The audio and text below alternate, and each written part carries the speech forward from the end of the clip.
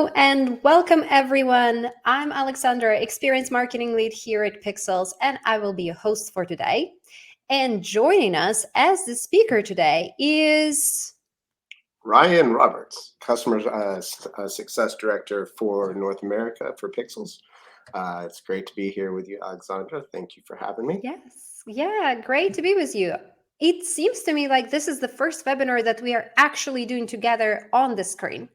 Because usually it would be one of us behind the screen and getting all the prep done, but that's really nice to actually be together on this virtual stage. And thank you all so much for joining us today. Let us know how are you doing, if you're already in the holiday spirit or still very busy with work in the chat. For today's episode, we wanted to look back at all the topics and themes of this year and do a quick recap of the major things that have been brewing in the industry. And one of them, obviously, is AI, the most popular word at Flow events for sure.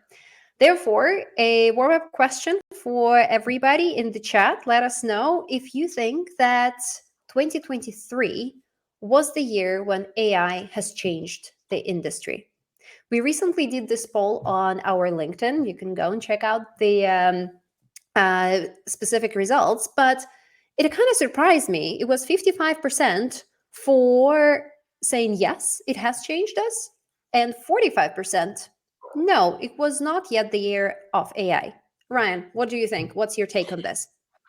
I think it was a year in AI, and I think we will continue to have years in AI. I think if we want to say the year in AI, it was the year that AI was introduced to the mass population.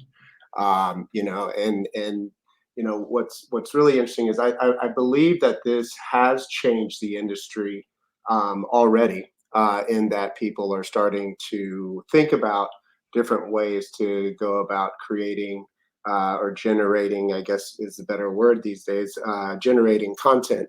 I don't think that a whole lot of it has been actually implemented. I think that we're in a major testing phase. So, so I guess my short answer is yes, it has changed the industry in the way that we're starting to think about the future, because all of a sudden we have this new tool, and I kind of liken it to fire, right? Like fire is a very powerful tool that was discovered 1,000,000 years ago. And it's as if the someone brought fire into the town square and everyone's looking at it, and there's some people that are scared of it, and there are some people that are excited by it. There are some people that are going to experiment with it right out of the gates. Some people are going to get burned, others are going to figure out how to cook, and so I think that what's pretty interesting, though, is that there is a large amount of caution that's going on right now, because people don't want to get burned with this. And so, we've seen everything from, the strikes with the writers in SAG in Hollywood.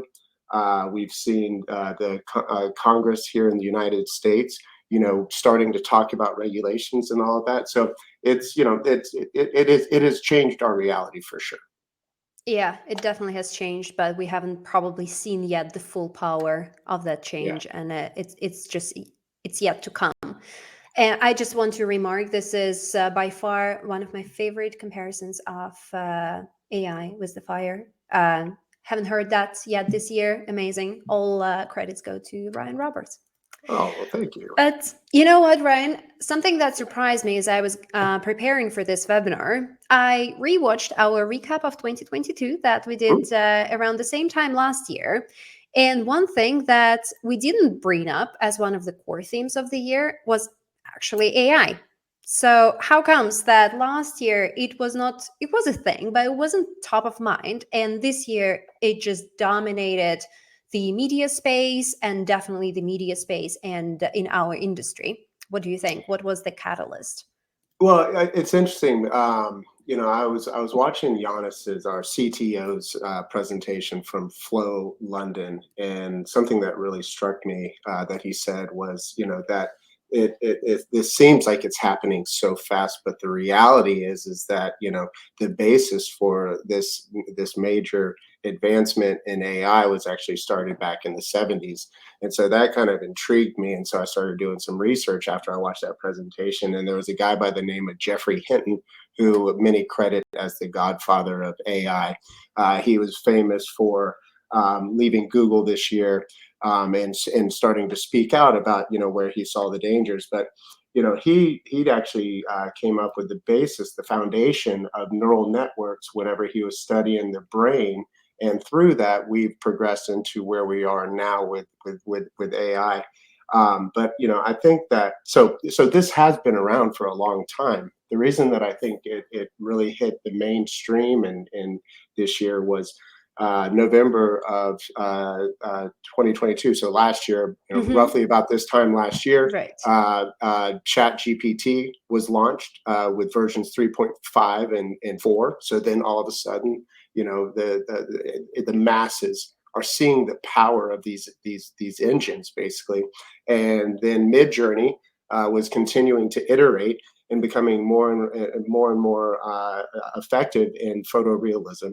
And those coupled together, coming into 2023. And I think one of the first pictures that went viral was Pope Francis in a puffer coat, and it looks so realistic, and people are like, "Oh my gosh, like, is that really him in a puffer coat?" And so it just grabbed everyone's attention. And worth noting is that ChatGPT launched at the end of November last year, and by January 2023, they had 100 million users. I mean, that's the fastest product adoption, software product adoption in history. And so it just intrigued everybody very quickly. But that had not happened when we were talking about what was going to be occurring in 2023. Yes. But that's kind of the exciting part about it, is we never know what's around the corner.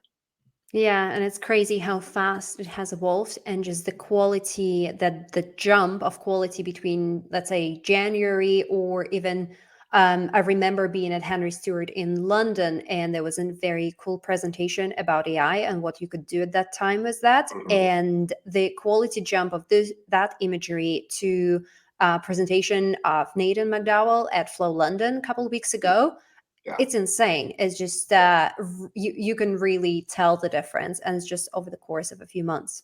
Yeah, Have you and just experimented just with? oh, I'm Go sorry. I ahead. was just going to say, and to add to that, Adobe has really come a long way this year as well. I mean, they originally had Firefly as a separate platform that you can access online, and that you can do a lot of cool things with that. But then with the release of Photoshop 2024, they had a Mm, beta version where people could experiment with it, but they've actually now integrated Firefly into Photoshop 2024 as a native part of it. And where I really see the strengths in that is in a couple of areas, and it's one is the generative fill. You can go in, you can make a selection, and you can just tell it to fill it. You can tell it what to fill it with. But what's really mind blowing to me, because I like to do, I said this in last year, I like to do panoramic images, and when you're stitching them together, sometimes it happens in such a way that there's pieces that are missing. And now right. they have generative expand, and I can expand the canvas, and it just creates the missing parts that are not there, and it is mind blowing, the capabilities. So now all of the creatives in our industry have this in one of their tools that they use every single day. Yeah. So, have you experimented with all of these tools like Midjourney, Stable Diffusion, Firefly I for have, yourself?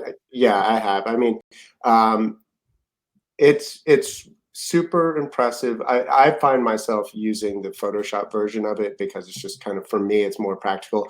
I think it's really neat that you can go and create photorealistic images using Midjourney. But at this point in time, um, I still enjoy creating images and enhancing them. Right. So, like creating them with a camera, I should say, because we could argue about whether or not you're creating, but I don't want to have that argument today. But creating them with a camera and then enhancing Right. them with Photoshop. So I'm using it more with the Photoshop integration than anywhere else. Right.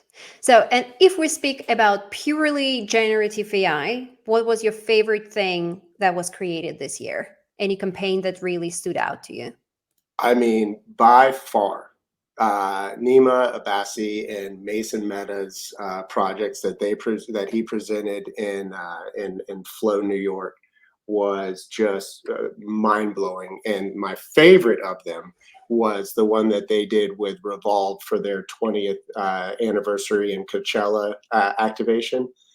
And I'll tell you what was so impressive to me is all year long, you know, I recognize that one of the major challenges that Gen AI was going to have from a commercial sense, just in the creation part of it, like there's other parts that are challenges, and we'll get to those in a bit. But in the creation part of it is actually integrating the product itself, right? You can say, give me a red dress with a V-neck or whatever, but it's never going to be that red dress. And until you can do that, it's going to be tough because you're going to always have to have some sort of retouching to integrate the image. What Mason Meta has done is they are building the models of the product, and then that is being utilized within the Gen AI. So it's being created in there, and it's the actual product. The second part that was mind blowing to me is, you know, the scalability that they're able to do. You know, what's being generated is relatively a small resolution. I mean, it's getting bigger as the years, even as the years Hmm. progressed. It's natively getting bigger in the engines. But what they did for the Revolve campaign is they were able to scale up what they were creating with the Gen AI tools to billboard size, and they did the world's first billboard campaign for the Revolve 20th anniversary, and that's just, I mean, they're leading the pack right now, and it's really impressive. Yeah, for sure. I remember everybody being just blown away by the caliber and the quality of the project they are doing. And we'll definitely include the link to the session that Ryan has referenced in the follow-up email. So watch out for that one. And it's an amazing, like, 25-minute talk, really time well spent, and the visuals are just incredible. Yeah, Um, and just real quickly, mhm. he talks about the benefits that they are seeing as a result of generating with AI, and those are really interesting. And I'll leave it for the viewers to watch him say it, but check those out. Yeah, for sure. And just moving forward, let's have a little outlook into the 2024. What do you think will be the industry relationship with the AI? I think a lot of people are going to continue to experiment in how it can streamline kind of repetitive tasks. I mean, it's like, we have utilizing Pixelz is inserting AI into your workflow, right? And we're continuing to insert it into our workflows, and I think studios will find ways to figure out how to integrate it to make things streamlined. I think that, it's an amazing tool for art directors and photographers to storyboard, where you can get the concept in a visual format as opposed to trying to, like, pull magazine pictures or whatever. You can actually create what you're going for in the with some sort of rendering, and present it, and then go execute it. So I think that that's extremely powerful. And I think that once we get some clarity as to what rights people have, as soon as that happens, and we'll talk about this in a little greater detail, but as soon as that happens, so if that's next year, then we'll start to see it being integrated a lot more into actual work. Yeah, for sure. And I like that you already brought up this all the rights, because Yeah. that has definitely been one of the biggest challenges and probably deal breakers for many brands in particular, rather than individuals, when it comes to adoption and using of Gen AI technologies. So, what do you think would be the biggest challenges? Is it going to be the legal aspect of it or something else? I mean, I think right now, legal is for sure the largest blocker. It is to a certain extent, the wild west, right? And everything is going to be figured out as we go along. That is what will keep large content creation agencies and large brands away from utilizing it for campaigns at this point, because without that clarity, that puts a big target on their back, and so as soon as we start getting some clarity. But just to I was watching Kelsey Farish, who is the media the media lawyer and expert, who spoke at Flow London, and she had a really interesting presentation. Um, um, and the thing that that kept being said was, it's a case by case basis, and that's not going to work for big companies to make investments in this at this point, right? And then recently in the United States, there was a copyright ruling that stated that you cannot copyright Gen AI content because there's not enough human involvement in it. Now, just to illustrate how quickly this is evolving, since Kelsey's chat in mid-November, on November 27th, a week ago, in China, the Beijing Internet Court released a ruling that says, no, in fact, you can, in China, you can have a copyright on this.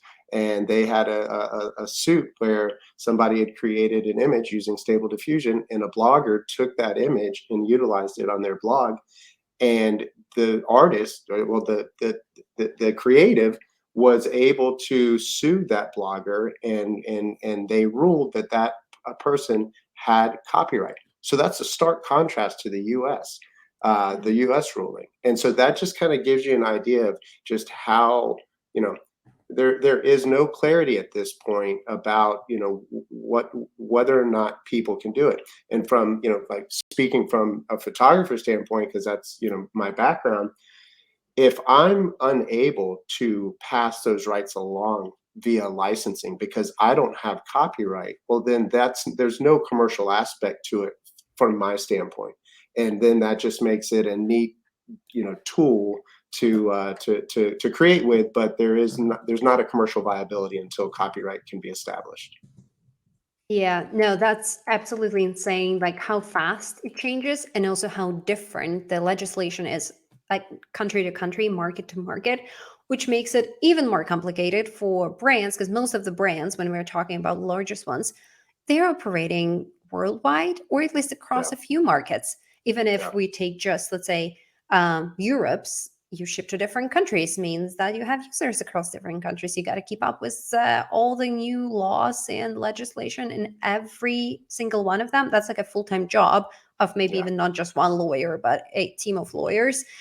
That explains why some brands decide to wait it out and see what happens when it becomes a little bit more stable, And if I and can calm just add, waters. one thing, what was getting back to Nima's presentation in Maison Meta, one of the things that he had stated in that, and it was really interesting because I saw that before Kelsey had her discussion in Flow London.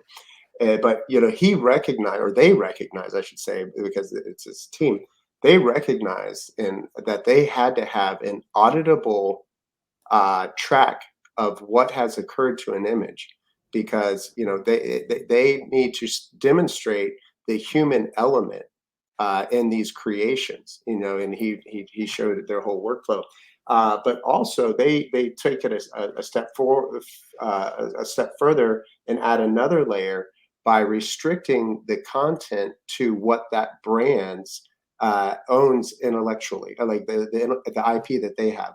So the generation is actually occurring from stuff that is owned. And so those are interesting ways to get around that challenge. But I just, not everybody has either thought of that or has that capability or has a large enough content set to make anything neat out of the generations that occur.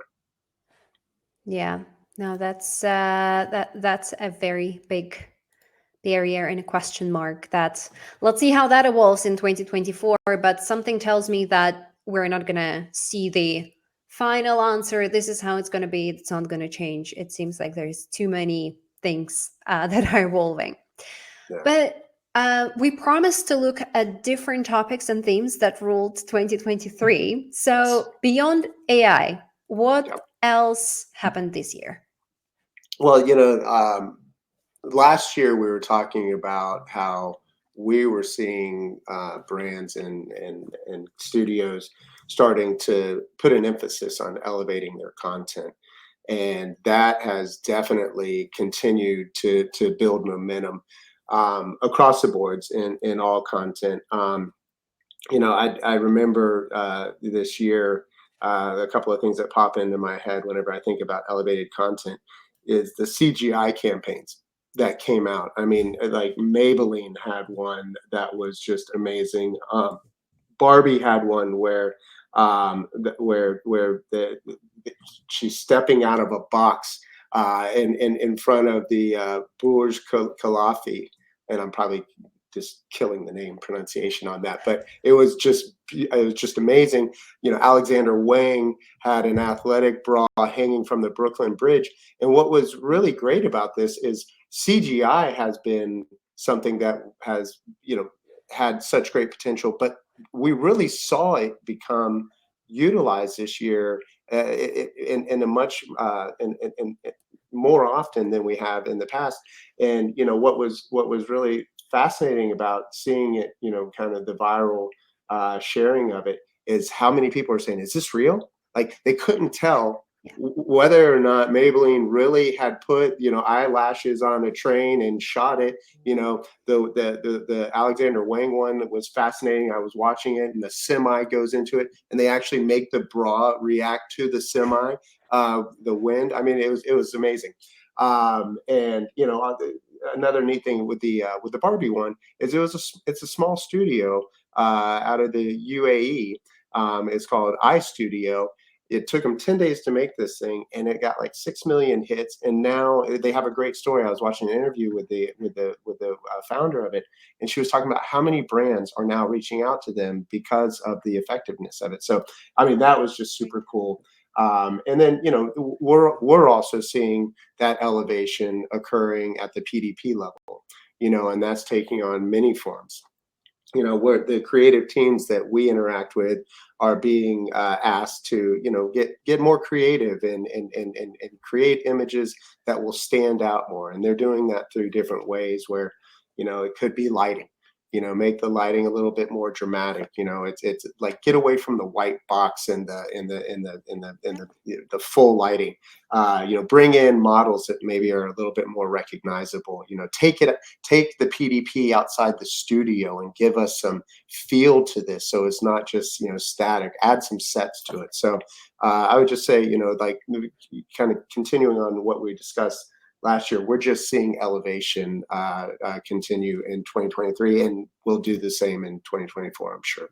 Yeah, for sure. We interviewed a few of our attendees at Flow London, and almost all of them, for what's next for e-commerce content creation, what's the biggest challenge, they would say some version of stepping away from conventional e-commerce content and thinking about how to introduce this more of a social creative content, how to introduce it on the PDP, how to use variety of content formats to bring your brand identity to your customers. So definitely will be interesting to observe for myself as a consumer. It will be very interesting to observe what is going to happen in 2024. And we'll definitely keep talking about it and keep observing these trends. And another thing that we promised a year ago to come back at the end of 2023 and talk about was one of these topics of last year, the Creative Hub. or the Yeah. studio as the creative hub. You mentioned, and here is the direct citation, that this could allow going beyond the informative PDP and utilizing the studios to create and refine a brand's identity and narrative. So a year later, what do you think? Are we there yet? Yeah, I mean, I think that it will be a continuing evolution. I think that we're seeing the creative hub. And last year I remember talking about a hub and spokes, and the hub being the content that's created, and the spokes being all the different teams and perspectives that are brought into it.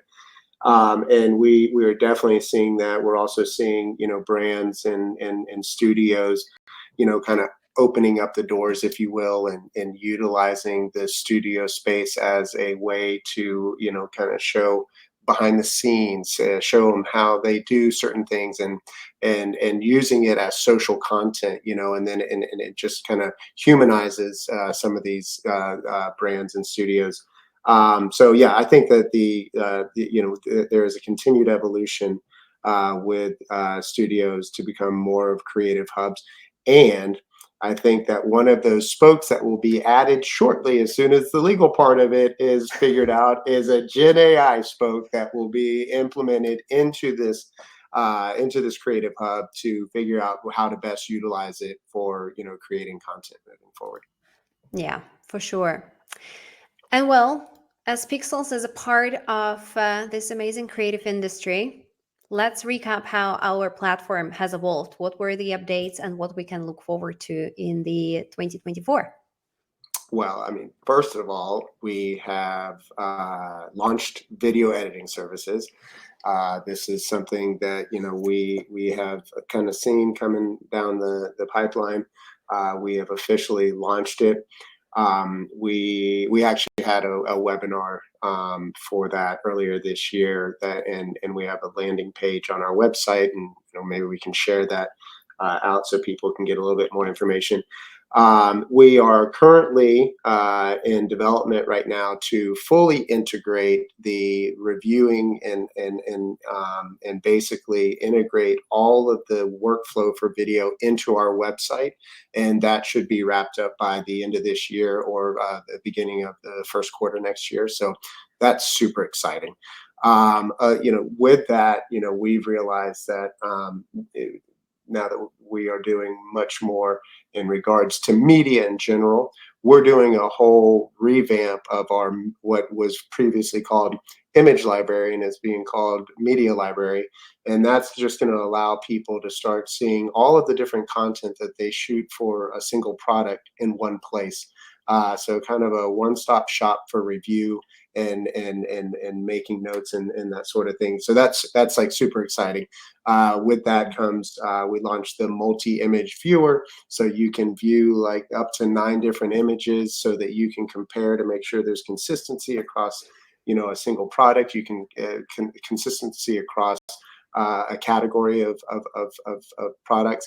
And then what I'm super excited about, and my team is super excited about, is we have been spending a lot of development and training resources in creating a new elevated standard for our crease and shaping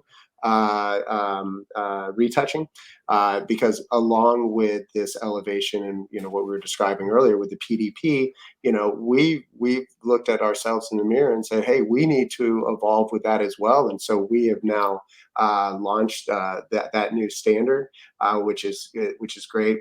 We have also launched a new standard for on-location photography, realizing that more and more of the PDP may be outside of the studio.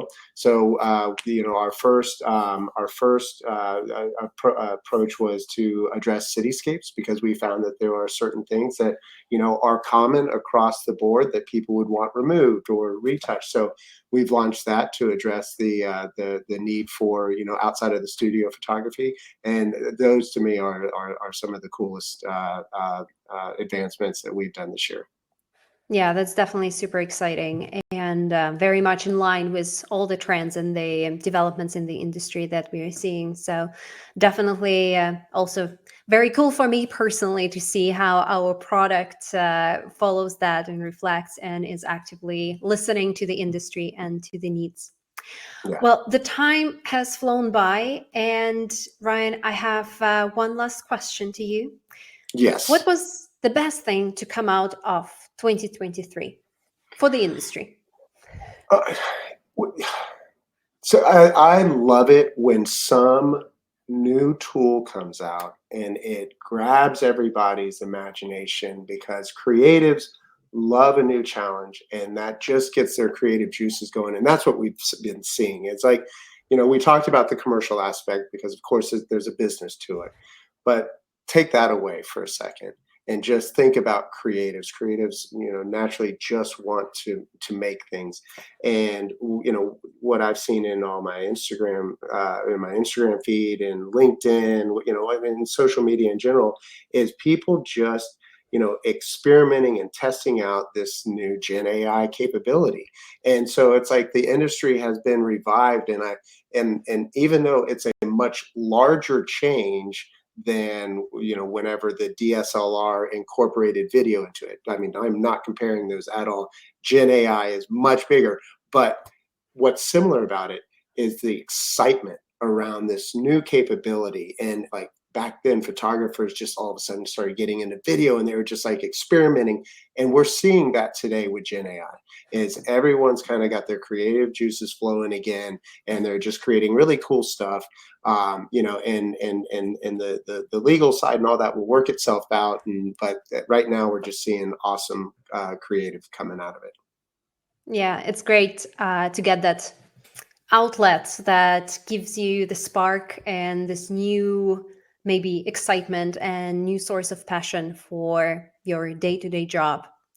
And for sure. if you ask me, one of the best things for me being a part of Pixelz, being part of this industry now, even though on a little bit on the other side, was of course the community that we're lucky to be a part of and to support and see its growth.